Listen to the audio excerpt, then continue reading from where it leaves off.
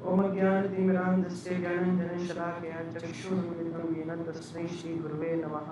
नमो महावदन्याय कृष्णप्रेमप्रदायते कृष्णाय कृष्णचैतन्य नामिने गौरतिषे नमः। हे कृष्ण करुणा सिंधु दीनबंधु जगतपते गोपेश गोपिकाकांत राधाकांत नमोस्तुते। तप्त कांचन गौरांगी श्री राधे वृंदावनेश्वरी वृषभानुसुते देवी प्रणमामि हरिप्रिये। वाञ्छाकल्पतरुभ्यश्च कृपा सिन्धुभ्यैव च पतितानां पावनेभ्यो वैष्णवेभ्यो नमो नमः। जय श्री कृष्ण चैतन्य प्रभु नित्यानंद श्री अद्वैत गदाधर शिवासादि गौर भक्तवृंद। Hare Krishna Krishna Krishna Hare Hare, Hare Ram Ram Ram Hare Hare. Hare Krishna, I welcome all of you. So हम लोग इस बुक को शुरू करेंगे जिसका नाम बेसिक्स ऑफ भगवद गीता है। इस बुक में सभी कंसेप्ट्स को बड़े प्रॉपरली तरह से एक्सप्लेन किया गया है, तो हम इस बुक को समझने का प्रयास करेंगे। तो जैसे पहला हम यहाँ पे इंट्रोडक्शन देख रहे हैं, मैं आपको बता दूँ ये बुक बीवीटी द्वारा ऑथराइज है और इस बुक में श्रील प्रभुपाद जी की जो टीचिंग्स हैं और जो उनके लेक्चर्स हैं और साथ ही साथ में उनकी जो पुस्तकें हैं, उन्होंने जो पुस्तक में भगवद गीता भाग में जो पर्पट्स दिए हैं उसके आधार पर उसको कंपाइल करके ये इस बुक में ऐसे ऐसे टॉपिक्स दिए गए हैं जो कि हमारे जनरल प्रश्न हो सकते हैं, जो कि हमें समझने में दिक्कत होती है। और साथ साथ में हमें ऐसे लोग भी मिलते हैं जिनको बहुत सारे कन्फ्यूजन होते हैं, डाउट्स होते हैं, खासकर स्पिरिचुअलिटी की बात आ जाए तो। एक मैं आपको बात बताऊं, अभी मैं कुछ ही दिन पहले एक टॉक दे रहा था। उस टॉक में मैंने इसी चीज़ को डिस्कस कर रहा था कि अगर मान लीजिए मेरी रिस्ट वॉच खराब है, आप सब लोग इंजीनियर हैं, अलग अलग प्रोफाइल्स में हैं, तो मान लीजिए मेरी रिस्ट वॉच खराब है, तो जाहिर सी बात है मैं एक डॉक्टर के पास नहीं जाऊंगा अपनी रिस्ट वॉच को सही कराने के लिए। मैं कहाँ जाऊंगा? एक ऐसे व्यक्ति के पास जो कि रिस्ट वॉच सही करता है। तो उसी प्रकार से इन द सेम वे, या फिर एक और उदाहरण ले, मान लीजिए कि मुझे कोई बीमारी हो गई है, एकदम बहुत भयंकर बीमारी हो गई है, तो कोई XYZ व्यक्ति आके मुझे ठीक नहीं कर सकता। मुझे एक सुलझा हुआ व्यक्ति जो मेरे पास खड़ा है वो क्या करेगा? मुझे हॉस्पिटल भाग के ले जाएगा, क्योंकि वो जानता है कि इसकी जो बीमारी है डॉक्टर ही ठीक कर सकता है। लेकिन ये स्पिरिचुअलिटी एक ऐसी चीज है कि आपको कोई भी टैक्सी ड्राइवर भी शुरू हो जाएगा बताने के लिए, राइट? बल्कि पूरा कथा बता देंगे आपको स्पिरिचुअलिटी के ऊपर। इस्कॉन में ऐसे ऐसे भक्त हैं जो कि रिलीजन पे उनकी PhD है, स्पिरिचुअलिटी में PhD है, ऐसी यूनिवर्सिटी से पढ़ के आए हैं, लेकिन उनका भी इंडिया का ऐसा अनुभव है कि इंडिया में आके टैक्सी ड्राइवर कहते हैं ठीक है आप PhD है, लेकिन मेरा आध्यात्मिकता के बारे में कुछ एक अलग विचार। तो उसी तरह से जैसे रिस्ट वॉच कराई हुई है, तो रिस्ट वॉच ऐसे व्यक्ति के पास जाएंगे रिस्ट वॉच ठीक कर सकता है। डिजीज है तो किसी डॉक्टर के पास जाएंगे। उसी तरह से जब हमारी बात आती है हार्ट डिजीजेस की, हार्ट डिजीज मीन्स काम, क्रोध, लोभ, मोह, मद, मात्सर्य की जो हृदय में अशुद्धता है, साथ ही साथ है कि इस ह्यूमन बॉडी को कैसे यूज करना है, सोल को कैसे यूज करना है, इसे कैसे एंगेज करना है, ये हम उसी व्यक्ति से जान सकते हैं जो वास्तव में इसको जी रहा हो और साथ साथ में वह खुद प्यूरिफाइड हो, ताकि हम ऐसे व्यक्ति जब हम अप्रोच करते हैं जो खुद प्यूरिफाइड है, तो वो हमको रास्ता दिखा सकता है कि हम खुद को भी, अपने आप को भी प्यूरिफाइड कर सकें। तो उसीलिए एक पर्टिकुलर कंटेक्स्ट के लिए पर्टिकुलर बुक प्रिस्क्राइब होती है। तो आज हम इस चीज़ को फिलोसफिकली या हर तरह से हम समझने का प्रयास करेंगे। तो जैसे कि यहाँ पे आपको दिख रहा है व्हाट इज भगवद गीता। तो अगर व्हाट इज भगवद गीता की बात करूँ तो भगवद गीता को क्या कहा जाता है? It is the essence of all Vedas. ये सारे वेदों का सार है। जैसे कहा जाता है कि वैदिक जो नॉलेज है ये दो धाराओं में बहती है। वैदिक नॉलेज, ये वैदिक मतलब वैदिक ज्ञान, ये दो धाराओं में बहता है। एक पहला होता है उपनिषद और दूसरा होता है पुराण। तो उपनिषद का सार क्या है? तो बताते हैं गीतोपनिषद। भगवद गीता को गीतोपनिषद भी कहा जाता है। श्रील प्रभुपाद जी अगर आप इंट्रोडक्शन देखेंगे, उसका भूमिका देखेंगे भगवद गीता का, तो कहते हैं गीतोपनिषद, तो गीतोपनिषद भी कहा जाता है। और पुराण का एसेंस क्या है? श्रीमद् भागवतम या भागवत पुराण। तभी ये दो स्क्रिप्चर्स, भगवद गीता और भागवत, ये सबसे ज़्यादा इम्पोर्टेंट बताए जाते हैं पूरे आध्यात्मिक या वैदिक ज्ञान का, सबसे ज़्यादा इम्पोर्टेंट बताया जाता है। और अगर मैं उपनिषद की बात करूं तो उपनिषद, तो उपनिषद की विशेषता क्या है कि उपनिषद इसका मतलब जो ज्ञान प्राप्त किया जाता है कहाँ, गुरु के चरणों में बैठ के, गुरु के चरणों में जो बैठ के ज्ञान प्राप्त किया जाता है उसे उपनिषद कहते हैं, उपनिषद। तो और गुरु भी कैसा, प्रमाणिक गुरु, जाहिर सी बात है। तो अगर आप हम जाहिर से, जब हम अभी फोटो नहीं है लेकिन अगर हम भगवत गीता का वो देखते हैं, क्या कहते हैं उसे, कवर पेज देखते हैं, या फिर हाँ, मेरे पास जैसे कि अभी भगवत गीता है, यहाँ पे अगर आप कवर पेज देखेंगे, मेरे ख्याल से सबको दिख रहा होगा, दिख रहा है सबको, थोड़ा मैं ऊपर कर देता हूँ, जैसे ये कवर पेज दिख रहा है आपको, ठीक है। तो आप देखिए कि चरणों में कौन बैठा है, अर्जुन, है कि नहीं।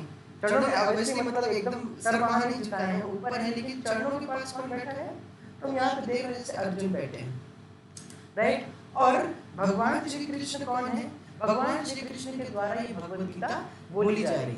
तो भगवान को आदि गुरु कहा जाता है, कहते हैं he is the original spiritual master, right. आदि गुरु कहकर उनको संबोधित किया जाता है, he is the original spiritual master. और अर्जुन से अच्छा कोई शिष्य हो नहीं सकता जो कि उनके चरणों में बैठ के ज्ञान प्राप्त कर रहे हैं। और भगवान भगवद गीता में अर्जुन को स्वयं बोलते हैं कि वह ज्ञान उसको क्यों दे रहा है। तो मुख्य कारण भगवान का ये ज्ञान अर्जुन को देने का क्या था, भक्तों सीमे सखा चेति रहस्यमय ही एतद् उत्तमम्। तो कहते हैं कि अर्जुन मैं तुम्हें ये गुह्य ज्ञान क्यों दे रहा हूँ, क्योंकि तुम मेरे मित्र और तुम मेरे भक्त हो। तो यह योग्यता है, इसी वजह से भगवद गीता प्राप्त करने की। आप देख सकते हैं कि अर्जुन, भगवान ने गीता सबसे ज्यादा गुह्य ज्ञान किसी एक सन्यासी को नहीं बोला, ब्रह्मचारी को नहीं बोला, वानप्रस्थी को नहीं बोला, हाँ, एक गृहस्थ को बोला अर्जुन को, और वो भी उनका काम क्या था, मारकाट करने का काम था। लेकिन ये दो क्वालिटीज क्या क्या, पहली चीज भक्तो सीमे सखा, तुम मेरे भक्त हो और तुम मेरे मित्र हो, तो इसीलिए समझना चाहिए। और देखिए, तो अभी हम यहाँ पे देखें तो यहाँ पे क्या लिखा है, Bhagavad Gita was spoken 5000 years ago by Lord Krishna to his friend devotee Arjuna।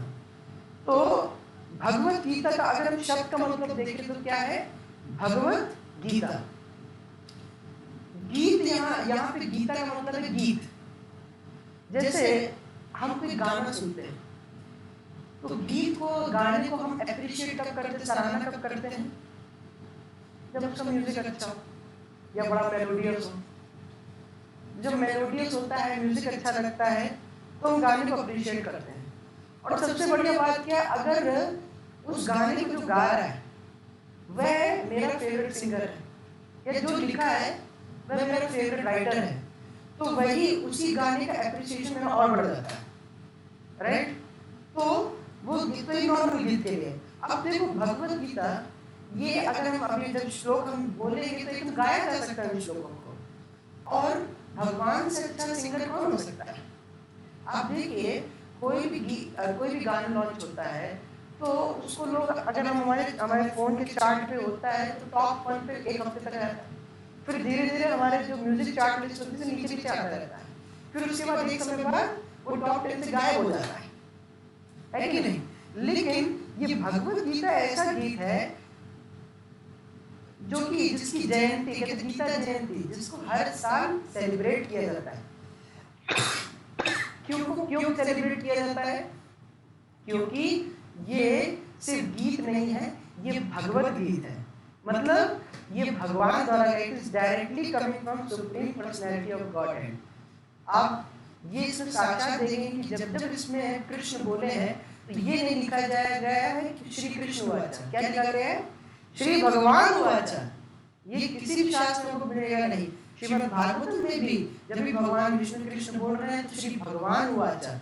अगर शिव जी आते हैं, कोई और आते, ब्रह्मा जी आते तो ब्रह्मो वाचा, रुद्र वाचा, इस तरह से आता है। लेकिन जब भगवान श्री कृष्ण बोल रहे होते श्री भगवान वाचा लिखे आता तभी। और गाने की एक और विशेषता होती है कि अगर गाना मेलोडियस है, साउंड अच्छा है, तो क्या होता है, तो फिर हमको सुनने में अच्छा लगता है, कानों को अच्छा लगता है। लेकिन अगर उसका अर्थ समझ में आ जाए तो हृदय को अच्छा लगता है। तो निर्वित कर्षिप गीयमाना खगोशकाक्षोर मनोभिरामक श्रोत्र मनो अभिरामक का उत्तम श्लोक गुणानुवादा।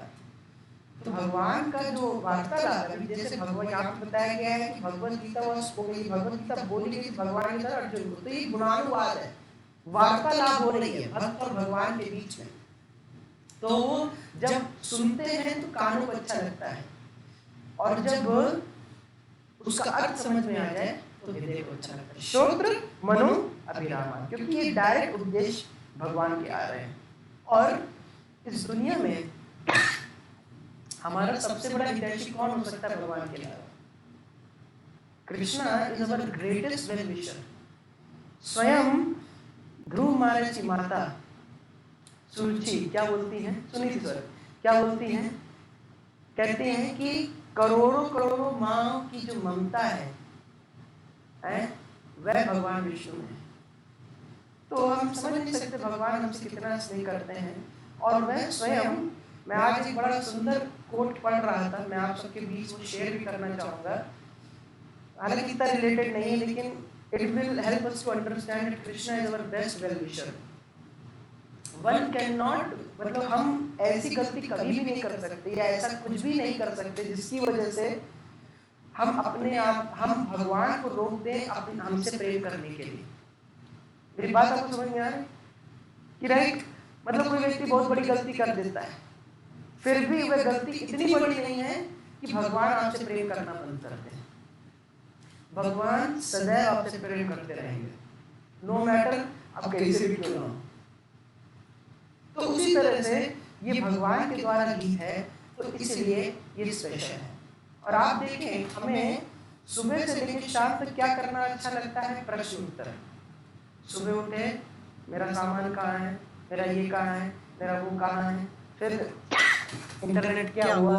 तो आप देखते हैं कि सुबह से लेकर शाम तक हम सिर्फ प्रश्न उत्तर करते रहते हैं। अगर रिपोर्टर को देखें तो प्रश्न उत्तर, कोर्ट में जाए प्रश्न उत्तर, कॉलेज में जाए प्रश्न उत्तर, हर जगह प्रश्न उत्तर चलता रहता है, क्योंकि वास्तव में ये हमें अच्छा लगता है करना। तो उसी तरह से सोल, हम क्योंकि भगवान के अंश हैं, हम आत्मा हैं, तो आत्मा को प्रश्न उत्तर करना अच्छा लगता है। लेकिन किसके संबंध में? भक्ति के संबंध में, भगवान के संबंध में। आप देखिए यहाँ पे भगवान श्री कृष्ण और अर्जुन के बीच वार्तालाप, मतलब भक्त और भगवान के बीच वार्तालाप हो रही है, तो काय की चर्चा होगी? जाहिर सी बात है, पॉलिटिक्स की चर्चा तो नहीं होगी। किसकी चर्चा होगी?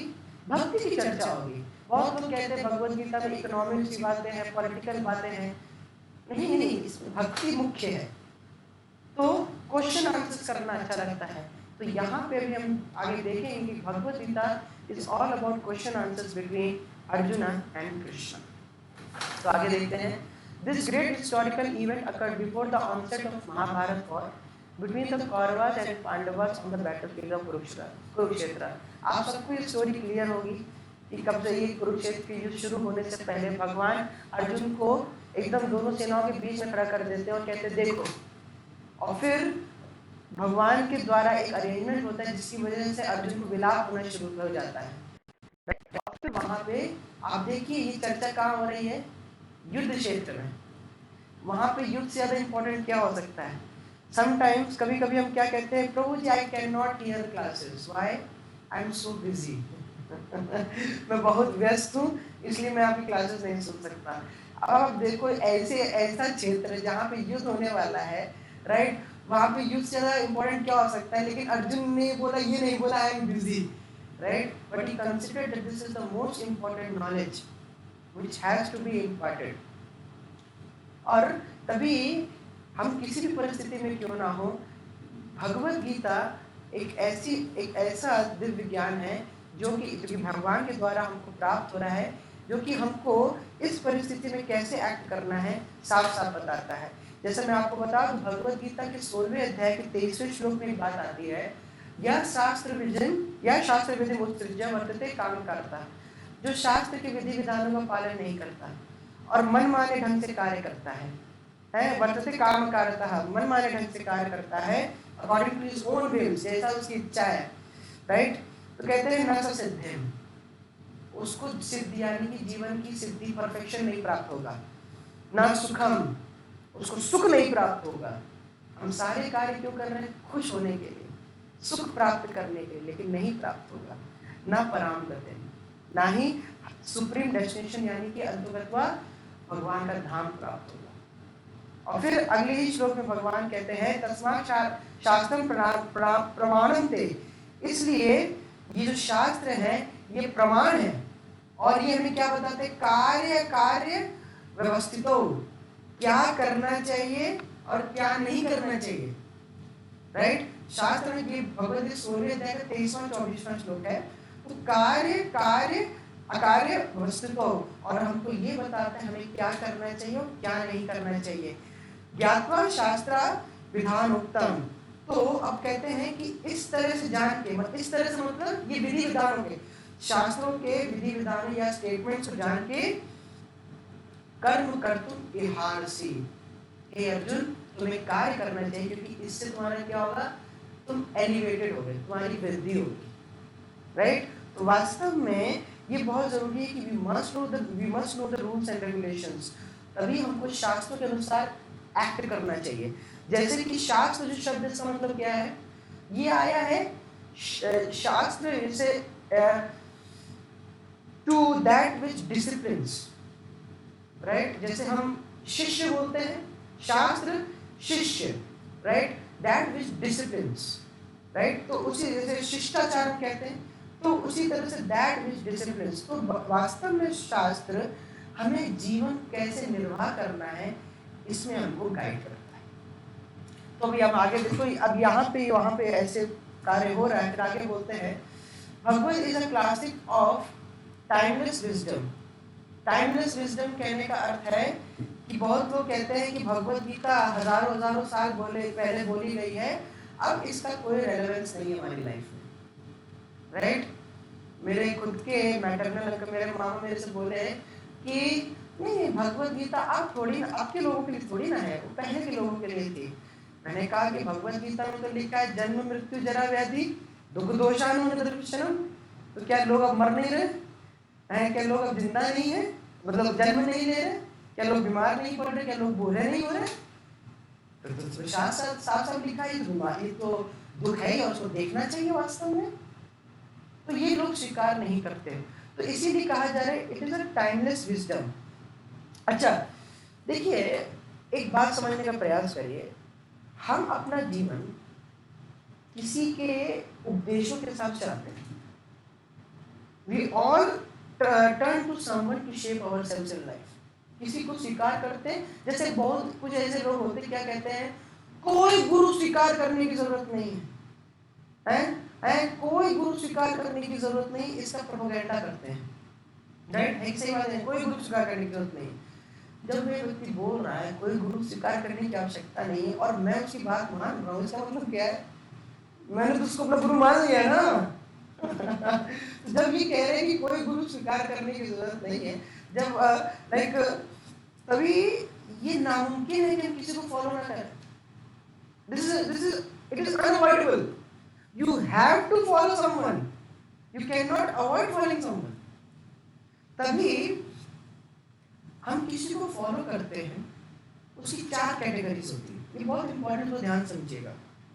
किसी को फॉलो करने के पीछे 4 कैटेगरीज होती है, 4 कैसे लिम्स हो सकते हैं, टाइप्स हो सकते हैं, कैटेगरीज हो सकती है। पहला ट्रेडिशन। आप देखते हैं कि बहुत लोग कहते हैं हम क्यों भक्ति कर रहे हैं, जन्मों से होती आ रही है, हमारे यहाँ जनरेशन से होती आ रही है, इसलिए हम कर रहे हैं, right. We have been always doing it, so we are doing it. तो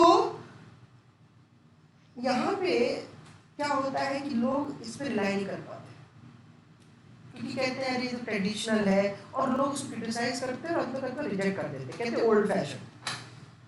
और इसी कारण से कभी कभी क्या होता है कि कहते हैं अरे हमारी कुल देवी, हम ये हैं वो करते रहते हैं पूजा, तो क्या है ये थोड़ा सुपरस्टिशियस भी हो जाता है, क्योंकि ट्रेडिशन चला रहा है, यहाँ पे ये चीज, एक चीज ट्रेडिशन के आधार पे होता है, second is culture. Tradition past की बात हो गई, कल्चर प्रेजेंट की बात हो जाएगी।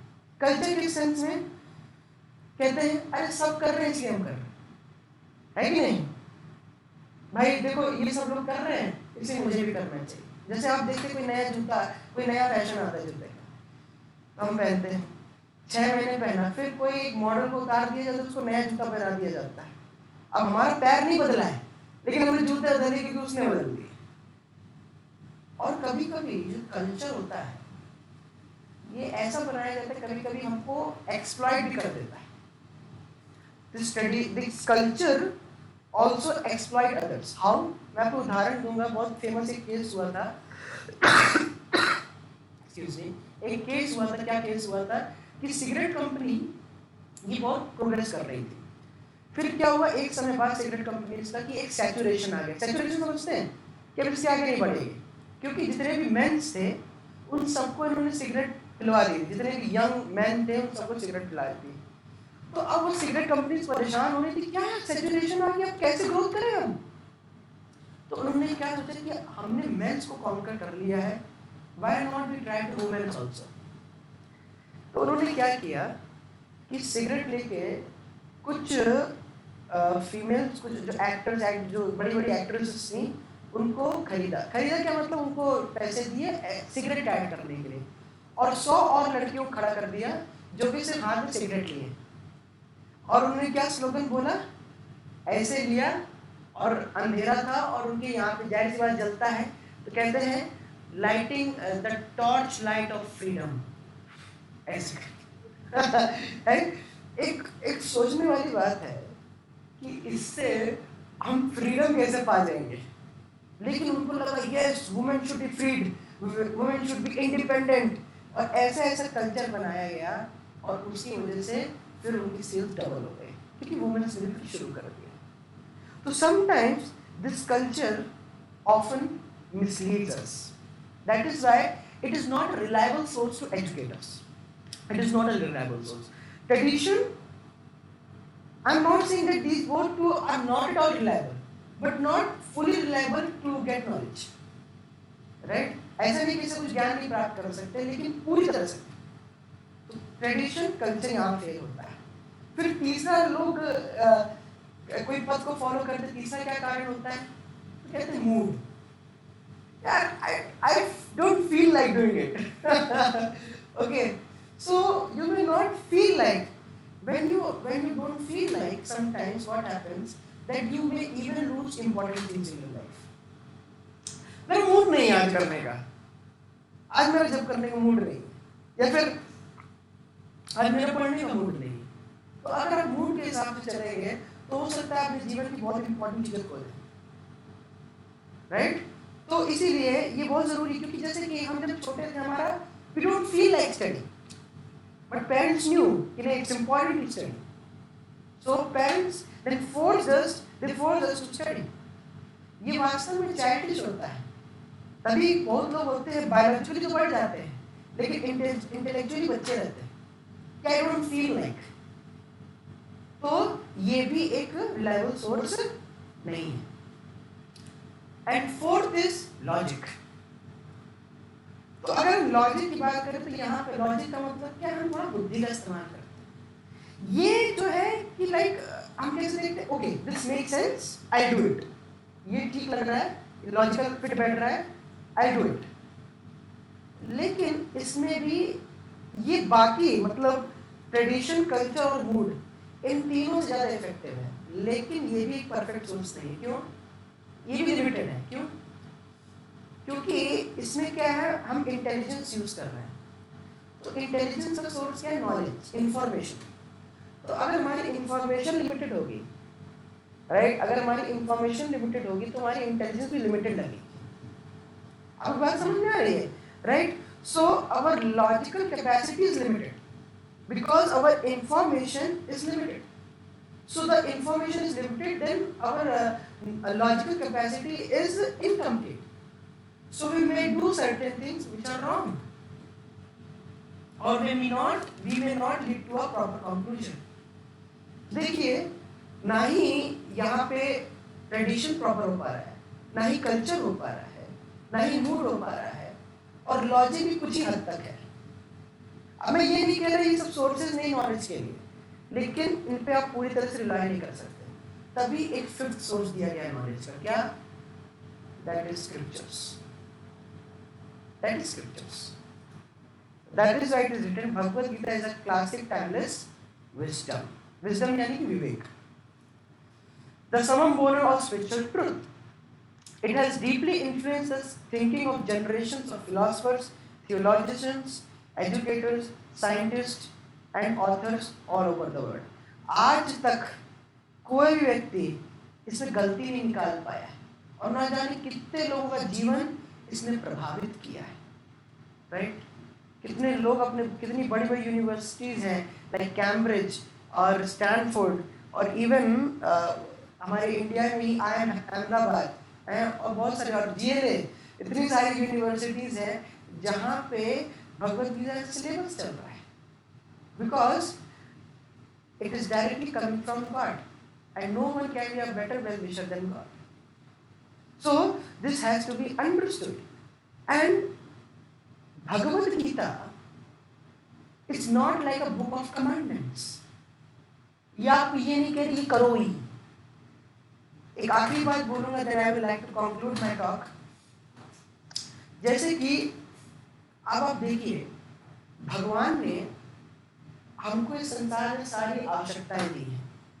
खाना है, पानी है, हर्ब्स है, हवा है, ये सारी चीजें दी हैं जो कि हमारी बेसिक नेसेसिटीज है लिविंग के लिए, क्योंकि भगवान के द्वारा भी कोई सरकार नहीं दे रही है, भगवान दी है.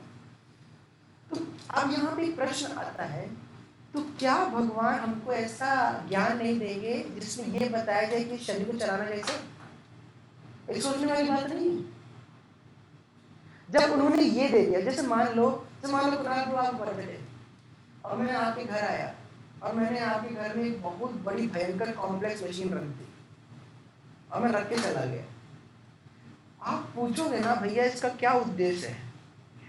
इतनी भयंकर कॉम्प्लेक्स मशीन, करोड़ों की मशीन लग रही है, कि इसका उद्देश्य क्या है? कुछ तो उद्देश्य होगा, ऐसे तो रखी नहीं गई है. इसका कुछ तो पर्पस होगा, कुछ तो इसका कार्य होगा. तो उसी तरह से ये जो बॉडी आप देख रहे हैं बहुत कॉम्प्लेक्स मशीन है. हर बॉडी के, हर ऑर्गन के लिए क्या है? एक एक डॉक्टर है कि नहीं? जैसे मुझे सबका नहीं पता, लेकिन बोन्स के लिए कौन से होते हैं? Orthopaedic, right? आई के लिए ऑप्टिशियंस होते नहीं, कुछ और कहते हैं उनको, मुझे याद नहीं आ रहा. हार्ट के लिए कार्डियोलॉजिस्ट, राइट? दांतों के लिए डेंटिस्ट. तो आप देख सकते हैं कि हर एक बॉडी ऑर्गन के लिए एक एक पर्टिकुलर डॉक्टर है. और अगर और विचार करें तो मैं इस पर थोड़ा और देख रहा था कि एक रिसर्च हुई थी कि हम क्या करेंगे, एक बॉडी को पूरा आर्टिफिशियली सस्टेन कराएंगे. मतलब जैसे जब किसी का किडनी फेलियर हो जाए तो क्या करते हैं? डायलिसिस कराते हैं. हार्ट फेलियर होता है तो कुछ कराते हैं. तो ऐसे पूरे बॉडी का वो क्या किए कि लाइक कुछ ना कुछ हम कह रहे थे हम आर्टिफिशियली मशीन लगाएंगे और उससे एक बॉडी चलाएंगे. तो उन्होंने बताया कि जब आर्टिफिशियली एक बॉडी को एक दिन के लिए सस्टेन कराना है तो लाखों रुपए का खर्च होता है. एक दिन के लिए, तो एक दिन के लिए लाखों रुपए खर्च होगा. तो हमें समझना चाहिए कि भगवान ने फिर क्या, इतनी कॉम्प्लेक्स मशीन है ये हमारी, तो उसके लिए क्या भगवान ने हमको कोई गाइडेंस नहीं दी होगी कैसे इसको अप्रोच करना है, कैसे इसको यूटिलाइज करना है? और देखिए, बहुत जगह बात आ जाती है फेथ की. तो दो तरह के फेथ होते हैं. एक होता है रीजनेबल फेथ और एक होता है ब्लाइंड फेथ. ब्लाइंड फेथ का मतलब जैसे अभी क्या सुबह हो रही है, आप अंधे हो, क्या करो? मान नहीं पड़ेगा, अंधे हो क्योंकि. तो blind faith is like that. लेकिन ये भगवत गीता कैसा है? Reasonable faith. What does reasonable faith means? Reasonable faith में दो चीजें होती हैं. सबसे पहले क्या? That is verifiable. भगवान पूरी गीता बोलती है, फिर अर्जुन से क्या कहते हैं?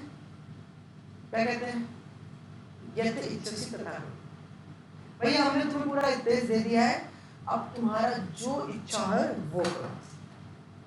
तो देखो भगवान यहाँ पे इंसान की जो फ्री विल है, अल्प स्वाधीनता है, उसका सम्मान कर रहे हैं, लेकिन साथ ही साथ में अपील भी कर रहे हैं उसकी बुद्धि को कि तुम खुद विचार करो, ये है प्लस, ये है माइनस, ये करूंगा तो ये होगा, ये करूंगा तो ये होगा, और खुद से विचार करके करो. So this is what is called sensible. It is making some sense. And then Bhagavad Gita भगवान खुद कहते हैं प्रत्यक्षा अवगमम धर्मयम. You yourself can verify it. प्रत्यक्षा अवगमम, स्वयं आपको अनुभव होगा. It is not something fanatic कुछ बता दिया गया, ऐसा नहीं. आपको खुद आप प्रैक्टिकली इसको एक्सपीरियंस करेंगे. जैसे बताते हैं भक्ति परेशान भव विरक्ति अन्यत्र चेष्ट एक कालः प्रपद्यमान यथा स्नास्युस् तुष्टि पुष्टि शुद्ध अपायनो भासम. क्या कहते हैं, जैसे कि हम खाना खाते हैं, जैसे मान लो भूख लगी मेरे को बहुत जोर से, तो मैंने खाना खाना शुरू किया, तो किसी को मुझे सर्टिफिकेट देने की जरूरत नहीं कि आपका पेट भर गया है. जैसे जैसे खाता जा रहा हूँ मुझे तुष्टि यानी कि स्ट्रेंथ मिल रही, पुष्टि, I am getting satisfied, right. और साथ ही साथ मेरी जो हंगर है धीरे धीरे कम हो रही है. उसी तरह से हम जब भक्ति कर रहे हैं तो कहते हैं भक्ति परेशान भव. भक्ति में परेशान होते नहीं है, भक्ति पर ईश अनुभव. भक्ति में हमको क्या होता है, पर ईश, सुप्रीम कंट्रोलर भगवान का अनुभव होता है. और विरक्ति, और विरक्ति आती है. ये एक बहुत जरूरी चीज है. क्योंकि क्या हो, विरक्ति क्यों आती है, क्योंकि हमारी स्पिरिचुअल चीजों के प्रति अटैचमेंट बढ़ने लगता है और मटेरियल चीजों के प्रति स्वाभाविक अटैचमेंट होने लगता है. आपको प्रयास नहीं करना पड़ता है, स्वाभाविक रूप से अटैचमेंट होने लगता है. क्योंकि भगवत गीता का जब आप जीवन में अनुशीलन करते हैं, जब भगवत गीता को जीवन में जीते हैं, तो आपका जो इनर लाइफ या फिर जो कॉन्फिडेंस है वो बढ़ने लगता है, राइट. और हमें एक पर्पस मिल जाता है जीवन कैसे जीना है, और हम बार बार देख सकते हैं कि क्या हम पर्पस के अनुसार चल रहे हैं कि नहीं चल रहे हैं. ये बहुत इंपॉर्टेंट है कि हम क्या पर्पस के अनुसार चल रहे हैं कि नहीं चल रहे हैं. ये हम भगवत गीता के द्वारा देख सकते हैं. So we develop attachment towards God, spirituality, and slowly we have detachment towards material things. For detachment towards material things, we don't have to strive. It happens automatically, and we feel satisfaction in the heart. एक point बोलूँगा, then I'll stop. कि the more we devote ourselves to God, जितनी ज़्यादा मात्रा में हम भगवान को शरणागत होते हैं, भगवान पे निर्भर होते हैं, उतनी ज़्यादा मात्रा में हम क्या होते हैं, इस संसार से संतुष्टि पाने की जो हमारी उम्मीदें हैं वो कम होती रहती हैं. Right now we are expecting so many things from this world. ये सब चीज़ें कम होने लगती है. जैसे ये सामने वाला मुझे सम्मान करना चाहिए, ये सामने वाला मुझसे प्रेम से बात करना चाहिए, ये परिस्थिति मेरे साथ से होनी चाहिए. और जब नहीं होती है तो प्रॉब्लम्स होती हैं, फ्रस्ट्रेशन होता है, एंगर आता है, सारी प्रॉब्लम्स होती हैं. लेकिन जब आप जब आप when you are heading towards Krishna, when you are developing deep love for Krishna, when you are becoming more devoted to Krishna, then what happens? That slowly this dependence on the world for your own satisfaction goes lesser and lesser, and you start taking satisfaction in Krishna Katha as well as start taking shelter in Krishna. तो ये आप साफ साफ देख पाएंगे, right. तो मेरे हिसाब से आपको समझ में आया. तो I will try to summarize. तो हमने यहाँ पे आपको यही चीज़ बताई कि भगवत हमेशा जीवन को शास्त्र के अनुसार जीना चाहिए, राइट. अदरवाइज न सुख प्राप्त होगा, न जीवन का परफेक्शन प्राप्त होगा, न अंततः भगवान का धाम प्राप्त होगा.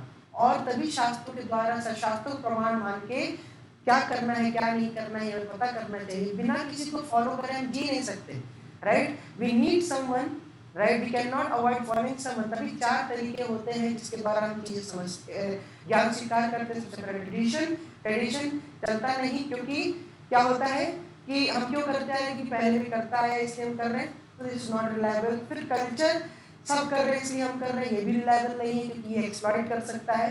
फिर mood, I don't feel like doing, तो ऐसी बहुत चीजें जो you won't feel like but it is important. और फिर लॉजिक, तो लॉजिक क्योंकि हमारी इंटेलिजेंस लिमिटेड है, इंफॉर्मेशन लिमिटेड है, इंटेलिजेंस लिमिटेड है, इसीलिए हम एक प्रॉपर डिसीजन पे नहीं आ सकते। And that is why the best way is scriptures, right? So we follow the scriptures, and when we follow the scriptures, as scriptures is it depends on the reasonable faith, means you can verify it and it makes some sense. And the more you will have, and when you will practice spirituality, what you will experience in your life, that automatically you are having some experience, like you are chanting, you are having an experience, right? You are attending these classes, you are having an experience. And similarly you will have detachment toward these worldly things, संसार की चीजों से भी निरासक्ति होती जाएगी और भगवान पे डिपेंडेंस बढ़ता जाएगा। So I will stop here. Hare Krishna. So any questions? Does anyone has any questions?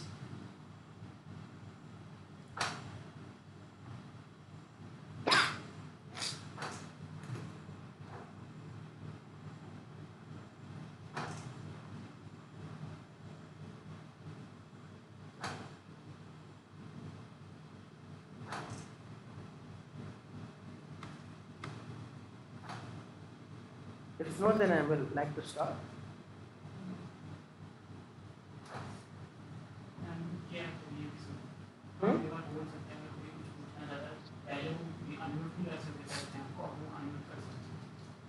Okay.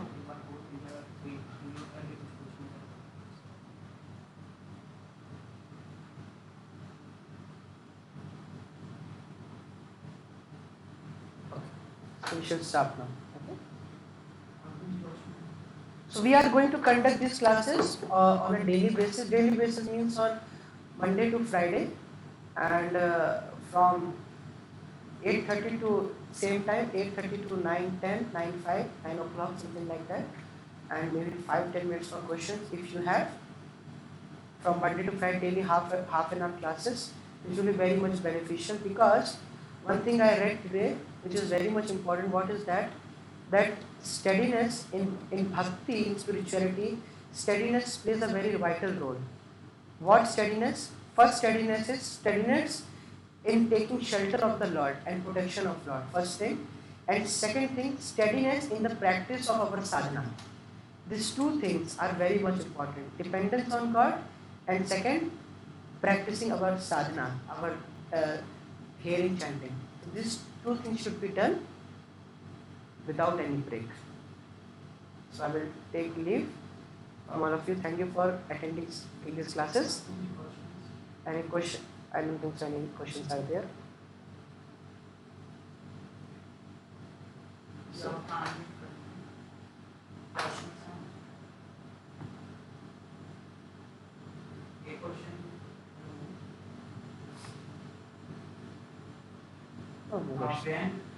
when we will feel like we are getting shelter of Krishna.